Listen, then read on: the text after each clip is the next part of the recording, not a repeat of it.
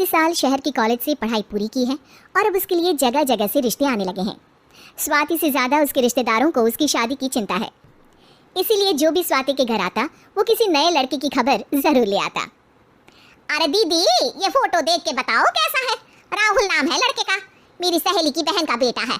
अपनी स्वाति के साथ एकदम प्यारी जोड़ी लगेगी इसकी। जरा दिखाना, फोटो तो बढ़िया लग रहा है। कोई गलत आदत वादत तो नहीं है ना इसे?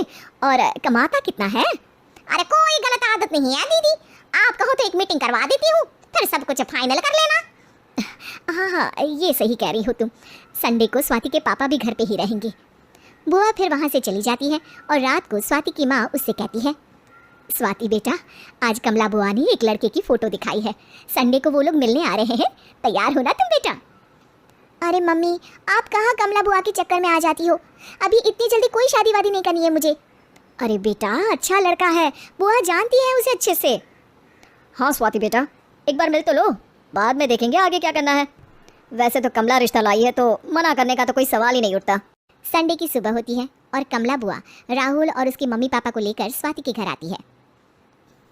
अरे आइए आइए भाभी, इसे अपना ही घर समझिए, इनसे मिलिए, ये मेरे भैया और ये मेरी भाभी है।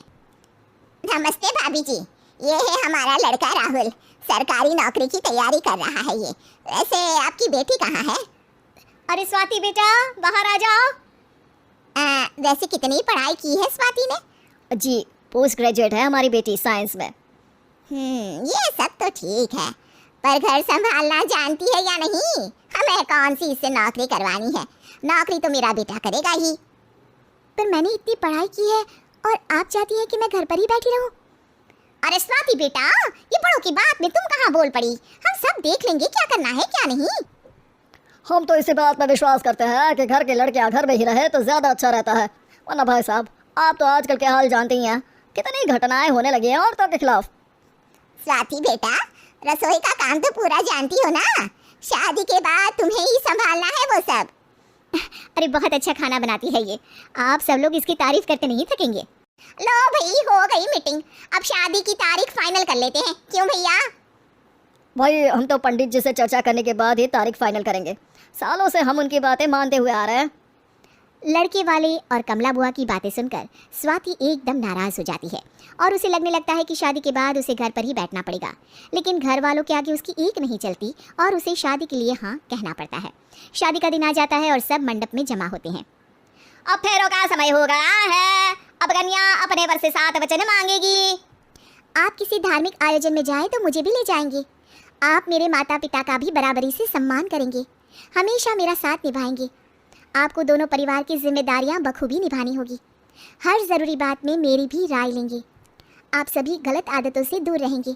आप मेरे अलावा किसी और औरत से कोई गलत संबंध नहीं बांधेंगे। ये 7 वचन पूरे हुए, वर क्या तुम्हें ये सारे वचन मंजूर है? जी हाँ पंडित जी, मैं सारे वचन अच्छी तरीके से निभाऊंगा। अरे वाह वाह, बढ़िया तरीके से सब काम संपन्न हो गया। तो इसी के साथ विवाह संपन्न हुआ और आज से ये दोनों पति पत्नी हुए। 1 मिनट पंडित जी, अभी एक वचन लेना बाकी है। अब कौन सा वचन है बेटा? मैं अब हमेशा के लिए किसी दूसरे घर में जाने वाली हूँ, तो पति के अलावा मैं अपने सास ससुर से भी एक वचन लेना चाहूँगी। अब कहो बेटी। मैं ये चाहती हूँ कि मुझ पर किसी बात की कोई पाबंदी नहीं लगाई जाएगी। मुझे सब कुछ करने की आज़ादी होगी और मैं भी विश्वास दिलाती हूँ कि मैं एक अच्छी बहू बन के दिखाऊँगी। स्वाति की बात सुनकर उसके सास ससुर एकदम चौंक जाते हैं और कुछ बोल नहीं पाते कि उतने में कमला बुआ बोल पड़ती है। अरे बेटा, ये भी कोई कहने की बात है? रानी बन के रहोगी तुम तो। वचन देने से पहले सोच लीजिए, क्योंकि शास्त्रों में वचन ना निभाने वालों के लिए नरक से भी बदतर सजा लिखी है। स्वाति की चालाकी से वहाँ मौजूद सब लोग प्रभावित हो जाते हैं और लोगों में बदनामी ना हो जाए, इस कारण स्वाति के सास ससुर को उसे वचन देना पड़ता है। और कैसी अपशकुन वाली बातें कर रहे हैं आप पंडित जी? हमें मंजूर है बेटा तुम्हारी शर्त। स्वाति अपनी समझदारी से अपनी बात अपने ससुराल वालों से मनवा लेती है और खुशी खुशी राहुल से शादी कर लेती है। अब से हर शादी में मैं खुद 8 वचन दिलवाऊंगा। ओम मंगलम मंगलम मंगलम।